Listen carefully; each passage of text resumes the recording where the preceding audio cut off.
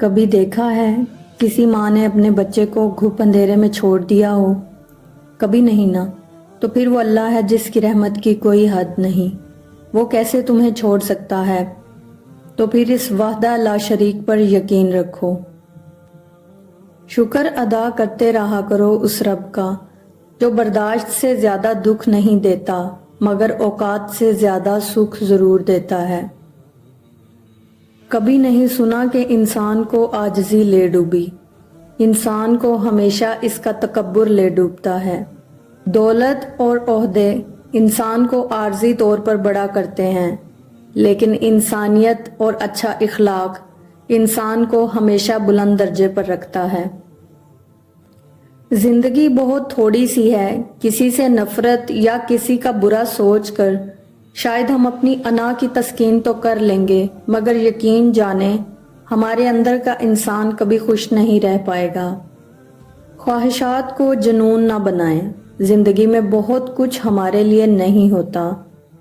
अपने दिन की इब्तिदा 3 चीज़ों से कीजिए: कोशिश, सच, यकीन। कोशिश बेहतर और नेक जिंदगी के लिए, सच्चाई अपने काम के साथ और यकीन अल्लाह की ज़ात पर। यह जिंदगी सिर्फ तब तक हल्की है जब तक सारे बोझ माँ बाप ने ना उठाए हों। अगर ये तय है कि जो दिया है वो लौट कर आएगा, तो क्यों ना फिर सिर्फ दुआएं ही दी जाएं। जिंदगी आजमाइशों का समुंदर है। किसी से लेकर आजमाया जाता है तो किसी को बेतहाशा देकर आजमाया जाता है। बस कहीं सब्र की और कहीं शुक्र की आजमाइश है। अगर आपका ज़मीर और नीयत साफ है तो इस बात से कोई फर्क नहीं पड़ता कि कोई आपको अच्छा कहे या बुरा। आप अपनी नीयत पर जांचे जाएंगे, दूसरों की सोच पर नहीं। जो तुमसे नहीं हो रहा उसे अल्लाह के हवाले कर दो, फिर देखो क्या होता है।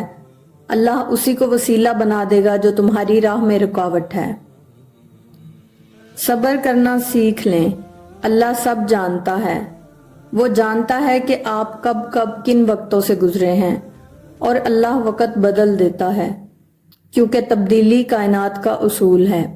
जब ज़मीन तुम्हें तंग लगने लगे तो आसमान की जानिब देखना, नम आंखों से मुस्कुराना और कहना, अच्छा तू ऐसे राजी तो मैं भी ऐसे राजी।